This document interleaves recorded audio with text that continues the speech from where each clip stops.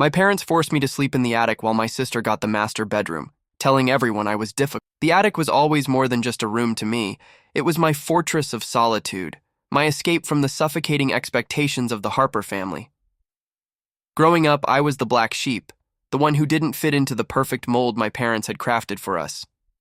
While my sister Emily basked in the golden light of approval, I was relegated to the shadows, literally and figuratively. But in that cold, leaky space, I found my voice, my passion, and my resolve. Now, years later, as an architect, I've built a life far from Willow Creek, but the past has a way of pulling you back. When I received that late-night call, the voice trembling with news that would unravel everything, I knew I had to return. What could possibly bring me back to that attic? In the quaint, tree-lined neighborhood of Willow Creek, where every house seemed to whisper secrets of suburban bliss, there was one family whose facade was as polished as the brass doorknobs on their front door. That was the Harper family. I remember the way the sunlight would dance through the leaves, casting shadows that played across our front lawn. From the outside, our home was the epitome of tranquility, but within its walls, the air was thick with unspoken tensions and silent battles. My father, Mr. Edward Harper, was a man of routine and order. His stern demeanor was softened only by the love he had for his garden, where he would spend hours meticulously pruning roses, as if he could control the chaos of life through the precision of his shears. My mother, Lillian, was the grace under pressure, her smile a mask that hid the strain of keeping our family's image intact. Then there was my sister, Emily, the golden child.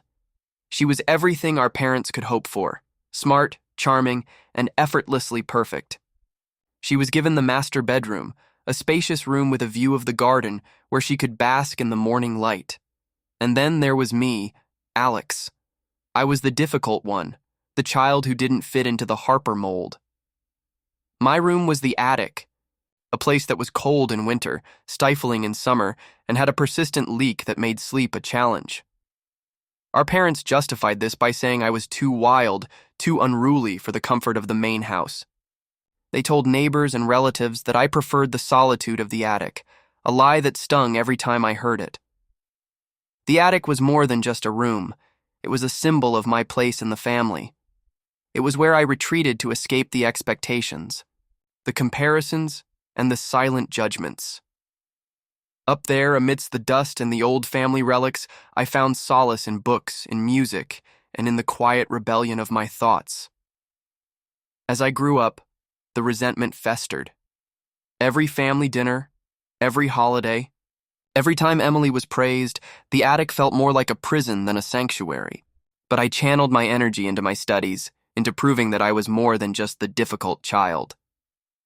When I finally left for college, I left behind the attic and its memories, thinking I had escaped the shadows of Willow Creek. But life has a way of pulling you back to the places you thought you'd left behind. What could possibly bring me back to that attic? The answer was as unexpected as it was inevitable. It was the call that came late one evening, the voice on the other end trembling with news that would unravel the carefully stitched fabric of our family's life. But that's a story for another time. For now, let's just say that the attic, with its cold drafts and leaky roof, was about to become the stage for a drama far greater than the one I had lived through growing up. Years had passed since I left Willow Creek, and in that time, I had built a life for myself far from the shadows of my childhood home. I became an architect, not just by profession, but by passion. My designs were the antithesis of the house I grew up in. Each home I created was warm, welcoming, and fair, a stark contrast to the cold, judgmental atmosphere of the Harper household. Emily, my sister, had moved out, married, and was living her dream life. She had everything our parents had hoped for her and more. But my parents, Edward and Lillian Harper, remained in the same house, their lives seemingly unchanged, as if time itself had frozen within those walls. However, the years had not been kind to them. Their health began to decline, a fact that was as inevitable as the changing seasons. One chilly autumn evening, as the leaves outside my window turned a fiery shade of red, I received a call from my father. His voice, usually so commanding, trembled with an unfamiliar vulnerability. "Alex, we've lost the house," he said, his words heavy with defeat. "The bank, they've taken it. We have nowhere to go." The news hit me like a cold wave. The house, with all its painful memories, was gone. My parents, who had once seemed invincible, were now vulnerable. Despite everything, they were still my family. I agreed to take them in, but the decision was not without its conditions. I couldn't just let them walk back into my life as if nothing had happened. "Dad, if you and Mom are going to live with me, there are some things we need to address," I began, my voice firm yet tinged with the hurt of years past. "First, no more secrets. No more pretending everything is fine when it's not. We need honesty, even if it's uncomfortable." There was a pause on the line, the silence heavy with the weight of unspoken truths. "Second," I continued, "you both need to see a therapist. We can't just sweep the past under the rug. We need to confront it, understand it, and heal from it. I won't have you living with me if you're not willing to work on yourselves."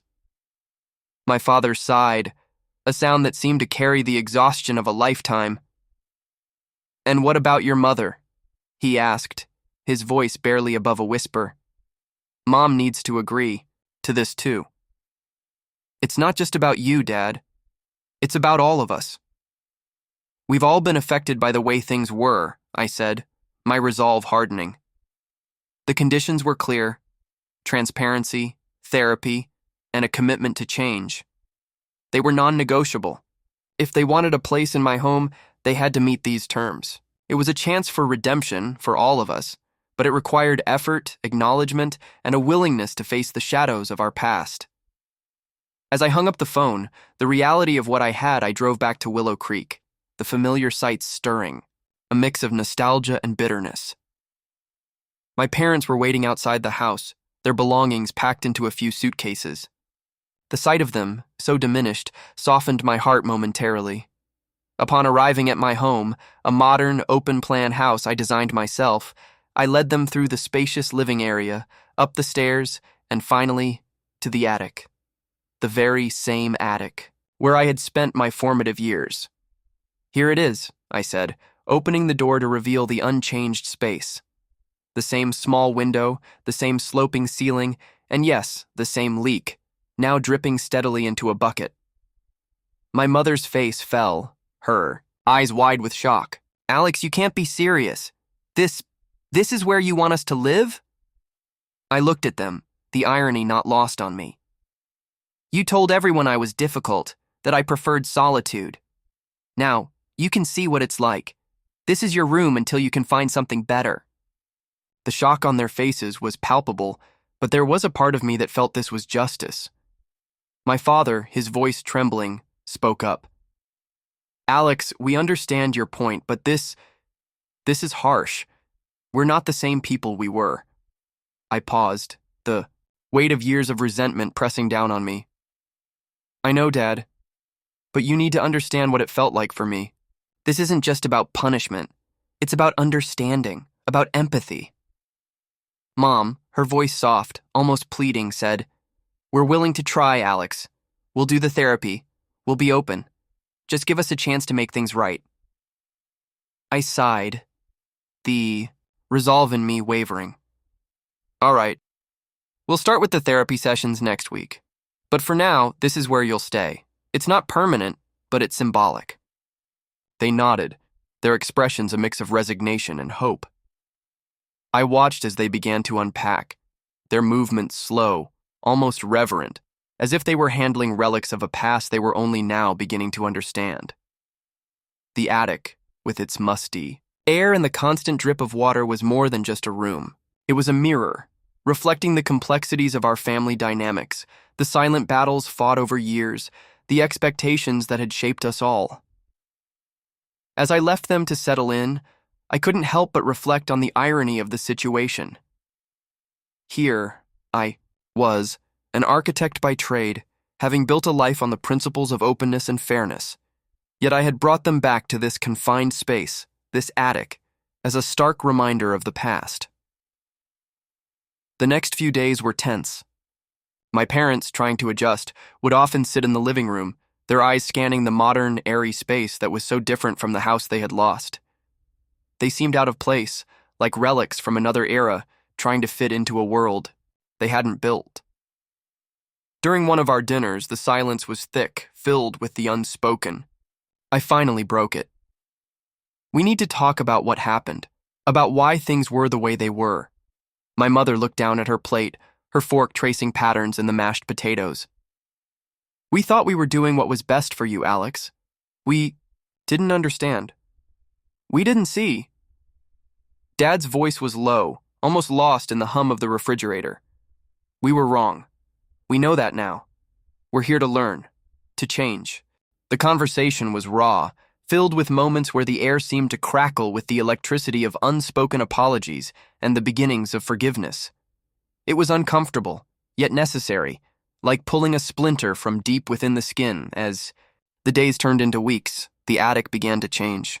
My parents, perhaps driven by a desire to prove their commitment, started to fix it up. They patched the leak, cleaned the windows, and even hung some of my old posters back up, creating a space that was both a nod to the past and a step towards reconciliation. Watching them, I felt a shift within me. The bitterness was still there, but it was there, like an old wound beginning to heal. I watched my father, his hands now stained with rust from the old pipes, as he tried to fix the leak in the attic. His efforts were a silent plea for forgiveness, a physical manifestation of his desire to mend more than just the physical damage. My mother, once the epitome of social grace, now spent her days by the small window, her gaze lost in the world, outside. It was as if she was trying to find answers in the patterns of the leaves or the flight of birds, answers to questions she had never asked when I was growing up. The tension in the house was as palpable as the dampness in the attic. Emily came to visit, her face a mask of confusion and concern when she saw where our parents were staying. She tried to mediate, to bridge the gap between us, but the years of being labeled as the problem child had left deep scars on my psyche. 1. Stormy night, the attic's condition became unbearable. The leak, which had been a constant annoyance, turned into a torrent flooding the room. My parents, soaked and shivering, came downstairs, their pride finally broken. "Alex, please," my father pleaded, his voice breaking. "We understand now. We were wrong." I stood there watching them, the water dripping from their clothes onto the hardwood floor. The sight was both pitiful and poignant. Here were the people who had once seemed so untouchable, now humbled by the very elements they had ignored in their past life. "We've been trying, Alex," my mother added, her voice soft, almost lost in the sound of the storm outside. "We've been going to therapy, we've been talking, really talking. We see now how we failed you." The room was silent except for the relentless drumming of the rain. I felt the weight of their words, the sincerity in their eyes, and the years of pain that had built up within me. Would this be the moment of forgiveness, or would the past continue to haunt us? I took a deep breath, the air thick with the scent of wet wood and the mustiness of old memories. "I know you're trying," I said, my voice steady but not without emotion, "and I appreciate that. But understanding and forgiveness, they're not the same thing." My father nodded, his eyes red with fatigue and something else, something that looked like regret. "We're not asking for immediate forgiveness, Alex. We're asking for a chance to show you we can change, that we want to change." My mother stepped forward, her hand reaching out but stopping short of touching me. "We've been so wrong, Alex. We've missed so much. We want to be part of your life, not just as parents, but as people who understand and respect you." The storm outside raged on, mirroring the turmoil inside. I looked at them, really looked at them, seeing not just the parents, who had made my childhood difficult, but two people who were genuinely trying to make amends. "Okay," I said, the word feeling heavy yet hopeful. "We'll keep going with the therapy. We'll keep talking. But we need to keep moving forward, not just for you, but for all of us." They nodded, relief washing over their faces like the rain outside. We stood there, the three of us, in the dim light of the hallway, the sound of the storm a backdrop to our tentative reconciliation. As I turned to leave, my father's voice stopped me. Alex, we love you. We always have, even if we didn't show it the right way. I paused, the words hitting me with a force I hadn't expected. I know, Dad, I replied, my voice catching. And I love you too. That's why we're here, trying to make things right. The night stretched on, with the storm eventually subsiding and leaving behind a quiet that was almost as loud as the rain had been. In the silence, there was space for new beginnings, for healing, for the slow, painful process of forgiveness. The attic, with its leaks and its history, was no longer just a symbol of my isolation, but a testament to our collective journey towards understanding and, perhaps the sight of my parents, humbled and defeated, stirred something within me. The anger, the resentment. It all seemed to drain away with the water from the attic. I led them to the guest room, a warm, dry space that I had always kept ready for visitors. I've been harsh, I admitted, the weight of my words heavy. I wanted you to feel what I felt, but this isn't about revenge. It's about understanding. We sat together, the storm outside mirroring the storm within our family. My parents shared stories of their struggles, their regrets, and their love for me, which they had shown in all the wrong ways. Dad spoke first, his voice trembling with emotion. When you were growing up, Alex, we were so caught up in maintaining an image and keeping up appearances. We didn't see the pain we were causing you. We thought we were protecting you, but we were just protecting ourselves. Mom's eyes were filled with tears as she added, "We were scared, Alex. Scared of failing. Scared of being judged. We pushed you into the attic because we thought it would make you tougher, more resilient. But we didn't realize how much we were isolating you." The conversation was cathartic. Tears were shed, apologies were made, and for the first time in years, we felt like a family again. My father's hands, once so firm and unyielding, now shook as he reached for mine. "I'm sorry, Alex. For everything, for not seeing you, for not understanding." Mom's voice was soft, almost a whisper. "We love you, Alex. We always have. But we didn't know how to show it. We were so wrong." I listened, really listened, to their confessions, their pain, their genuine attempts at understanding. The room was filled with the sounds of our shared sorrow, the echoes of past mistakes, and the tentative hope of reconciliation. "We've been going to therapy," Dad continued, his voice steadier now. "It's been hard, confronting our own shortcomings. But we're learning. We're trying to be better." I nodded, feeling the layers of resentment peel away, replaced by a complex mix of empathy and forgiveness. "I see that," I said, my voice thick with emotion. "And I appreciate it. It's not just about the past. It's about building something new, something better." The storm outside began to lessen, the rain turning into a gentle patter against the windows. It felt symbolic, like the beginning of a new chapter. "We need to keep this going," I said, looking between them. "Therapy, the conversations, the honesty.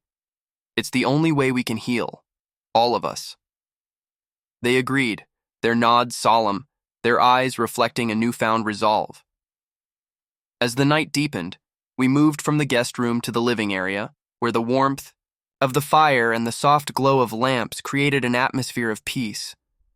We talked more, about trivial things, about memories that weren't tainted by pain, about dreams and aspirations. The hours slipped by, and with each passing moment, the distance between us seemed to shrink.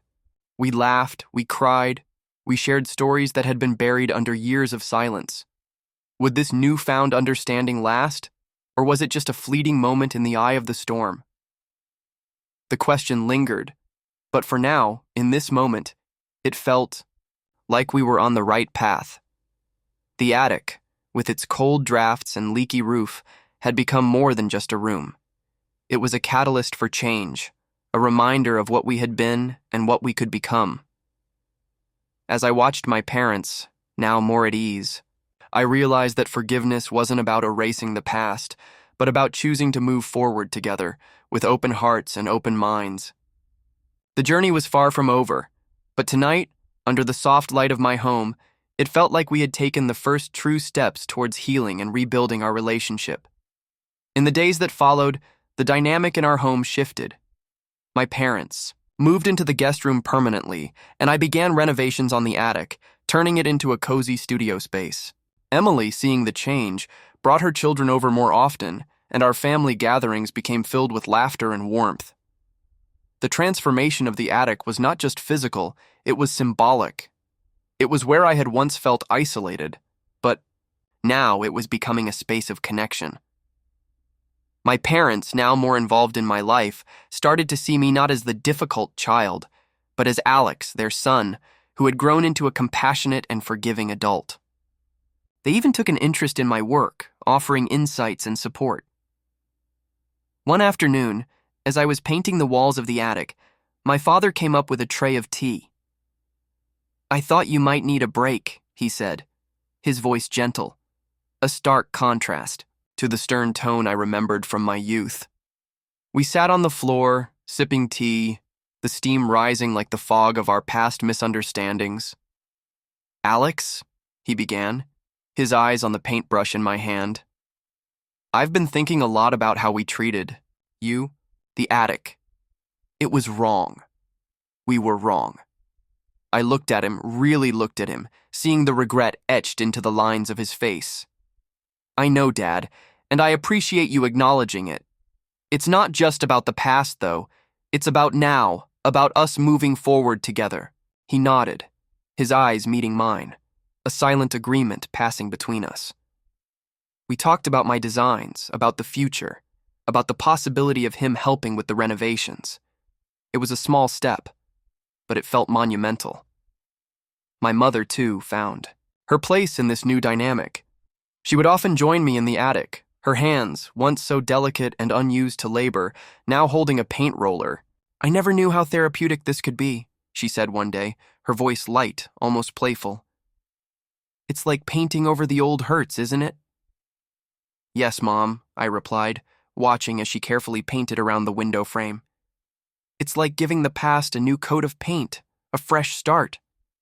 The attic, once a symbol of my isolation, became a testament to our reconciliation. It was where we painted, where we talked, and where we healed. The laughter of Emily's children echoed through the space, their innocent joy a balm to the old wounds. As I looked at the now dry, newly painted walls of the attic, I realized that sometimes to move forward, you must revisit the past, not to dwell in it, but to understand and ultimately to let go. The attic was no longer a place of punishment, but a space of redemption, where every brushstroke was a step towards forgiveness. One evening, as we gathered for dinner, the atmosphere was different. The tension that once hung heavy in the air was replaced by a sense of ease. Emily's children played at our feet, their laughter filling the room. My parents, now more at ease in this new setting, shared stories of their youth, of times before the expectations and the pressures had taken their toll. "We were so young when we had you," my mother said, her eyes softening as she looked at me. "We didn't know how to be parents, not really. We were trying to live up to an image, not to be the parents you needed." My father nodded, his hand reaching out to squeeze mine. "We're learning, Alex. We're learning to be better, to be the family you deserve." The conversation flowed, touching on everything from trivial daily events to deeper, more meaningful exchanges. We talked about dreams, about what we hoped for the future, not just for ourselves, but for each other. And so, the Harper family, once divided by misunderstanding, found unity in the most unexpected of places. The attic, with its history of isolation, had become the heart of our home, a place where we could all come together, not just to heal, but to grow. As the night deepened, the warmth of the fire and the soft glow of lamps enveloped us, creating a comforting atmosphere for our newfound connection. Don't forget to subscribe, like, and comment if you enjoyed this story. This will help us create more engaging stories for you.